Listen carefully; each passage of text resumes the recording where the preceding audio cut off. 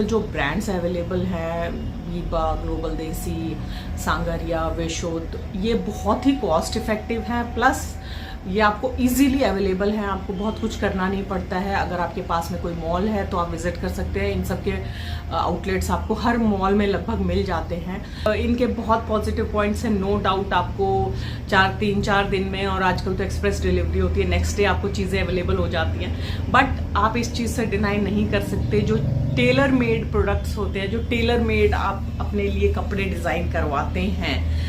मैं यहाँ ये नहीं कहूँगी आप बहुत बड़े डिज़ाइनर को अप्रोच करें उसके लिए। अगर आप अपने लिए डिज़ाइन कर सकते हैं कपड़ों को, तो आप किसी नॉर्मल टेलर को भी अपना डिज़ाइन देके उसे बनवा सकते हैं। उस जैसी फिटिंग आपके पास नहीं मिल पाएगी।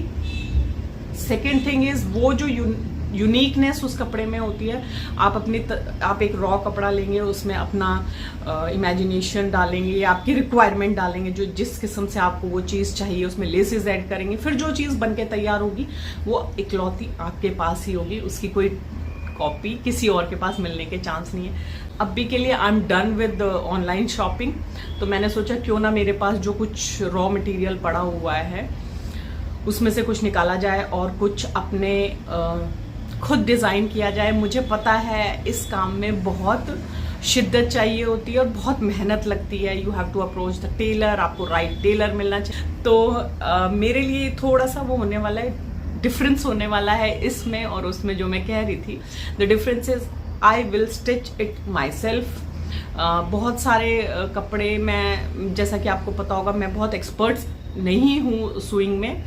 तो द थिंग इज़, मैं डिज़ाइनिंग अच्छी कर लेती हूँ। स्विंग के लिए मैं किसी टेलर को अप्रोच करूँ, 2 बार उसके पास जाऊँ, उसको एक्सप्लेन करूँ, उसे समझ ना आए, उससे बेटर है कि मैं अपने एफर्ट्स बचाऊँ प्लस अपना पैसा बचाऊँ। तो ज़्यादा टाइम नहीं ख़राब करते। मैंने उसके लिए एक ड्रेस मटेरियल निकाला है, तो इसका मैं आपको क्लोज़र लुक दे देती हूँ। और ये हम स्टिच करने वाले हैं अपनी ज़रूरत, अपनी बॉडी टाइप और अपने इमेजिनेशन के हिसाब से।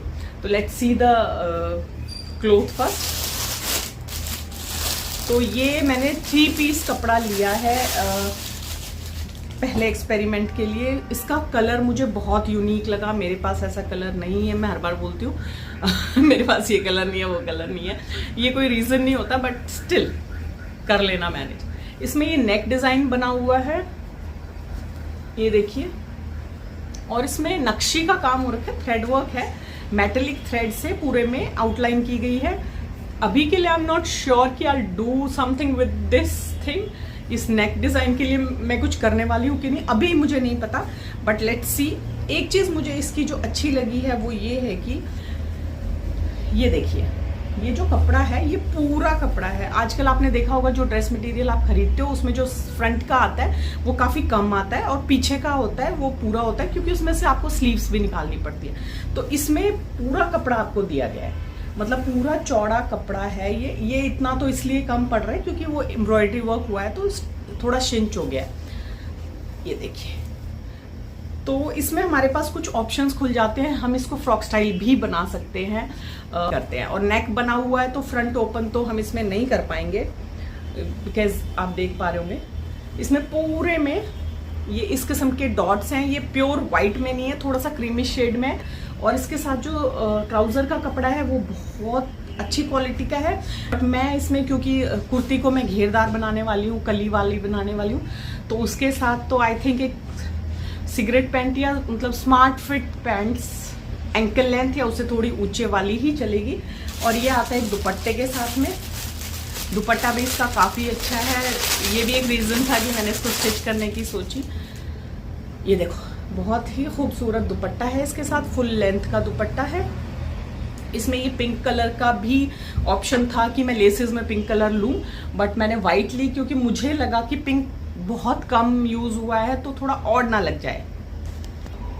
और मैंने लेस ये वाली ली है, इसको मैं कुछ ऐसे यहाँ पे लगाने वाली हूँ। तो चलिए शुरू करते हैं। सबसे पहले हम कटिंग खुद से करेंगे। हाँ जी, तो सिलाई में सबसे इम्पॉर्टेंट चीज़ होती है आयनिंग। और उससे पहले बहुत ज़रूरी होता है कि आपका कपड़ा जो भी हो, अगर सिल्क है तो आई विल नॉट से कि उसको वॉश कर लीजिए, बट उसके अलावा जो भी कपड़े हैं जिनमें 1% भी डाउट है कि वो धुलने के बाद में सिकुड़ेगा या वो कलर ब्लीड करेगा, तो उसको सॉल्टी वाटर में डिप करके रख लो फॉर श्योर, और उसको वॉश कर लो, ताकि अगर कुछ सिकुड़ना हो या थोड़ा बहुत श्रिंक होना हो तो हो जाए पहले। तो मैंने इसके साथ पहले कर लिया है, और क्योंकि नेक डिज़ाइन है तो मुझे इसका सेंटर परफेक्टली चाहिए था, तो मैंने इसके सेंटर में अच्छे से टाइट वाली आयरन कर ली है। आयरन करने के बाद में ना स्टिचिंग का काम आधा हो जाता है, परफेक्ट फिनिशिंग आती है। तो अब हम स्टार्ट कर रहे हैं। तो मेरा जो शोल्डर है वो है 7, मैंने उसका हाफ ले लिया 3.5। 3.5 में स्टिचिंग का मार्जिन इंक्लूड नहीं है, वो मैं कटिंग के टाइम काट लूँगी। अभी जो मैं निशान लगा रही हूँ वो मैं 3.5 पे ही लगा रही हूँ। गहराई मैंने ली है 15, ये सभी के लिए एक ही रहती है, बहुत ज़्यादा इसमें कोई वेरिएशन आती नहीं है। मैंने इससे पहले जो मेरा एक कुर्ती थी मैंने उससे ये नाप लिया है कि जो उसमें गहराई थी, जो जहाँ से फ़्लो शुरू हो रहा था वो 15 पे था, तो मैंने 15 पे निशान लगा लिया है सिंपल ही। और आप देख पा रहे होंगे मैंने आगे वाला पल्ला जो है वो पीछे वाले से 1 इंच नीचे रखा है, क्योंकि शोल्डर पे एक अच्छी सी फिनिशिंग आ जाती है उससे। तो अब मैं थोड़ा अंदाज़ा ले रही हूँ कि 7.5 में, हाँ ठीक है, 3.5 सही है। अगर आपका शोल्डर लेंथ 8 है, मतलब चौड़ाई 8 है, तो आप इसमें 4 ले सकते हो। मेरा 3.5 में परफेक्ट जाता। हाँ, गहराई 15 सबके लिए 15 ही रहती है। और मैं घेरा इसमें जो ले रही हूँ उसके लिए मैं जो साइड से जो कपड़ा छोड़ रही हूँ वो मैं छोड़ रही हूँ 7, क्योंकि मेरे शोल्डर 7 हैं और ये टेढ़े में कटेगा तो मेरा बस्ट एरिया इसमें से निकल आएगा, क्योंकि यही कपड़ा मुझे पलट के इसके साथ अटैच करना है ताकि मैं इसमें कंप्लीट घेर कर सकूँ।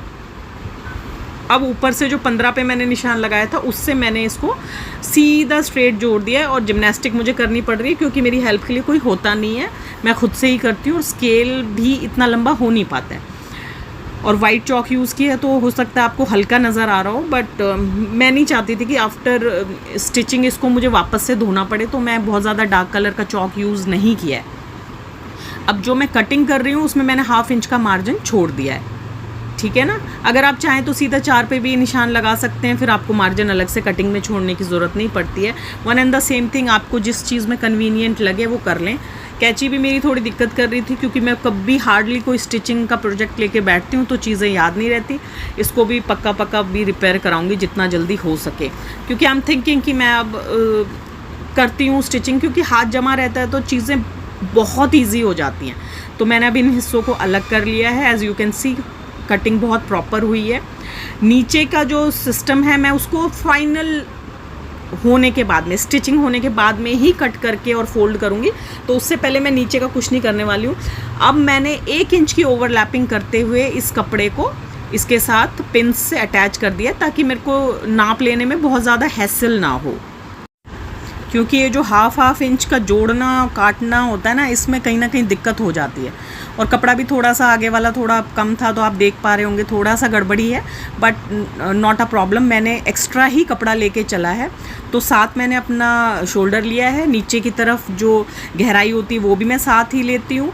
और इसमें मैंने ज़्यादा मार्जिन नहीं छोड़ा है, मैंने 11 ही लिया है। वैसे 10 मेरा बस्ट एरिया में आता है, और 1 इंच का मैंने अंदर की साइड कर्व दिया है फ्रंट के आर्म होल के लिए।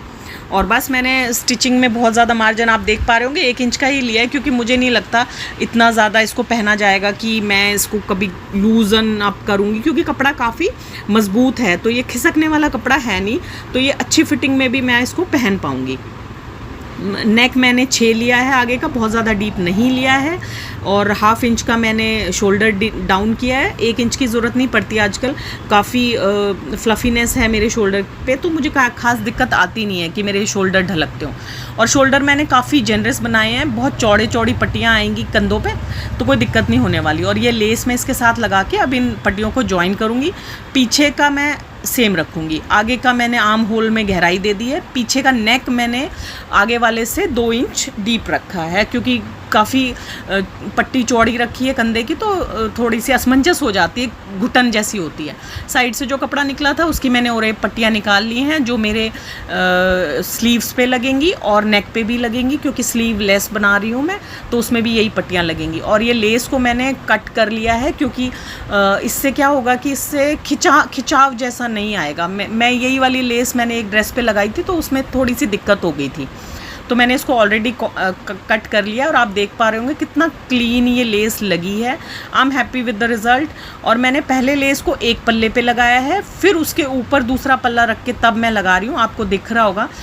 ऐसा मैं इसलिए कर रही हूँ बिकॉज आपको पता है मैं बहुत दिनों बाद स्टिचिंग कर रही हूँ। अगर आप डेली स्टिचिंग करते हैं तो इस किस्म की मेहनत करने की ज़रूरत पड़ती नहीं है। एक्चुअली मैं सीधा ही इस लेस को बीच में रख के और स्टिच कर सकती थी, बट मैं श्योर होना चाहती थी क्योंकि उधेड़ने वाला काम जो होता है ना वो बहुत ज़्यादा दिक्कत कर जाता है और मन हट जाता है अगर आपको कपड़ा उधेड़ना पड़ रहा है बीच बीच में। तो आप देख पा रहे होंगे कितनी परफेक्ट फिनिशिंग आई है। मैंने इस बार मेक श्योर किया कि मैं हर स्टेप के बाद में इसको आयन करूं प्रॉपरली, और आप बिलीव नहीं करोगे कि 100 टाइम्स बेटर रिजल्ट मेरे पास आया है। थोड़ा सा आलस होता है, अदरवाइज़ अगर आप प्रेस करते रहो ना साथ साथ मज़ा ही आ जाता है। आपको भी इतना कॉन्फिडेंस फील होता है कि वाओ मैंने बहुत अच्छी चीज़ कुछ क्रिएट की। नेक को मैंने फिनिश किया है हैंड स्टिच से, मुझे अच्छा लगता है। वैसे तो इसका कलर बहुत डार्क था तो कोई ख़ास विजिबल नहीं होना था अगर मैं मशीन से भी करती, बट मुझे पर्सनली नहीं पसंद। और क्योंकि जो आउटकम था वो मेरे मन मुताबिक बन के तैयार हो रहा था एंड आई एम श्योर कि ये बहुत अच्छा बनने वाला है, मेरी बॉडी पे अच्छे से फॉल करने वाला है, तो मैं कोई कोताही नहीं करना चाह रही थी। एक दिक्कत मैंने इसमें कर दी कि मुझे इस कपड़े के जो बॉर्डर्स होते हैं ना, जो फिनिश्ड बॉर्डर्स होते हैं उनको निकालना चाहिए था, बट उन्होंने दिक्कत नहीं की क्योंकि वो परफेक्ट थे, खिंचे हुए नहीं थे। कई कपड़ों में ना बॉर्डर्स जो होते हैं वो खिंचे हुए होते हैं तो उससे दिक्कत आ जाती है। अब मैंने ट्राउज़र के लिए अपनी ये लेटेस्ट ट्राउज़र लिया, आपने देखी होगी, ये लास्ट व्लॉग में आई थिंक थी, हॉल में थी, तो ये मुझे ठीक लग रही है। बट क्योंकि ये चंदेरी का कपड़ा है, थोड़ा स्टिफ होता है, तो मुझे जो चाहिए था वो बिल्कुल परफेक्ट फिट चाहिए था। तो और मेरे पास जो कपड़ा है वो रेयॉन का है, तो मैंने क्या किया है, इसमें जो स्टिचिंग मार्जिन होना था वो मैंने नहीं लिया क्योंकि मुझे बहुत स्मार्ट ट्राउज़र एक तैयार करनी थी, क्योंकि कुर्ता बहुत माइंड ब्लोइंग बना है, मैंने पहन के देख लिया था। तो मैंने बिल्कुल परफेक्ट जो इसकी था नापा, मैंने वही लिया है। इसमें मैंने एक्स्ट्रा मार्जिन बिल्कुल नहीं रखा क्योंकि ये वाली कपड़े में फ़र्क होता है, आप मानो या ना मानो, जब कपड़े में बहुत फ़र्क होता है। अगर रेयॉन का कपड़ा है तो आपको ऑफ कोर्स ये लूज़ ना अच्छा नहीं लगता। ये चंदेरी का ट्राउज़र था तो ये लूज़ भी हल्का सा अच्छा लगता है। कटिंग मैंने कर ली है।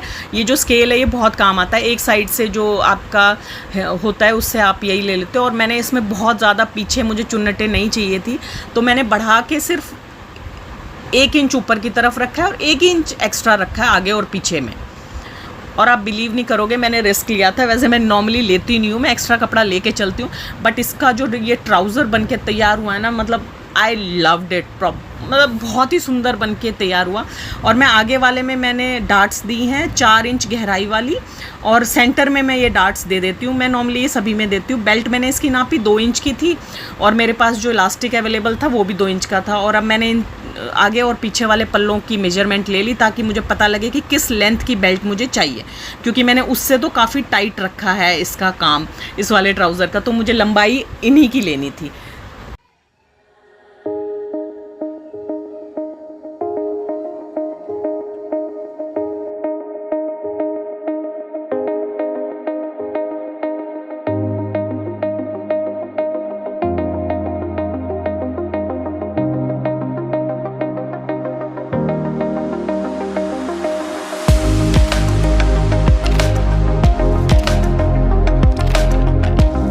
अभी भी वही कुर्ता पहन के बैठी हुई हूँ। मैं घूमी गई थी, मैंने मेरे से जितनी क्लिप्स बन पाई, क्योंकि घर में ऐसा कोई कोना या स्पेस नहीं है जहाँ पे मैं शूट कर सकूँ, तो यू कैन अंडरस्टैंड मैं कहीं गई थी तो मैंने वहाँ पे छोटी सी क्लिप बना ली है। आपको एक आइडिया मिल गया होगा कि स्टिचिंग और कटिंग बहुत डिफ़िकल्ट नहीं है। ऐसा नहीं है, मैं कपड़े लूज़ फिट रखती हूँ। थोड़ा सा अगर आपको फिटिंग चाहिए तो आप थोड़ा सा उसमें अपना मेजरमेंट उस हिसाब से ले सकते हैं, और शुरू करिए सिंपल से और फिर आप धीरे धीरे थोड़ा एक्सपेरिमेंटल हो जाइए। बट आप ये काम तब भी ढंग से कर पाएंगे अगर आपको, if you actually enjoy the whole process. अगर आपको पसंद नहीं है, आपके दिमाग में है कि नहीं I don't like doing it, then don't do it, नहीं तो फिर रिजल्ट अच्छा नहीं आने का। I love the whole process, I enjoy it throughout, like starting से लेके एंड तक। ये हो जाता है कि बीच में कुछ डिस्ट्रैक्शन आ जाए तो कंप्लीट नहीं हो पाता, तो फिर वो एक हेडेक बन जाता है। अदरवाइज ये वाला प्रोजेक्ट मेरे लिए 2 दिन में कंप्लीट हो गया था। I love it. मैं सामान भी सारा जुटा पाई थी। This was it. अगर आपको ये स्टिचिंग अच्छी लगी हो और ये पूरा प्रोसेस अच्छा लगा हो, प्रोसेस प्रोसेस अच्छा लगा हो तो इस वीडियो को एक लाइक दीजिएगा। कुछ भी अगर आपको पूछना हो या फिर कुछ, क्योंकि भगवान ने बॉडी ही परफेक्ट नहीं बनाई है मेजरमेंट के हिसाब से, तो आप कि मेजरमेंट में भी अगर थोड़ा बहुत कम ज़्यादा चलता है तो सुइंग मशीन आपके पास, आपके हाथ में होती है, आप उसको कम ज़्यादा बड़े आराम से कर सकते हो। टेलर के पास भागने से तो बेटर ही है। Love you all. कमेंट ज़रूर कीजिएगा। I love you.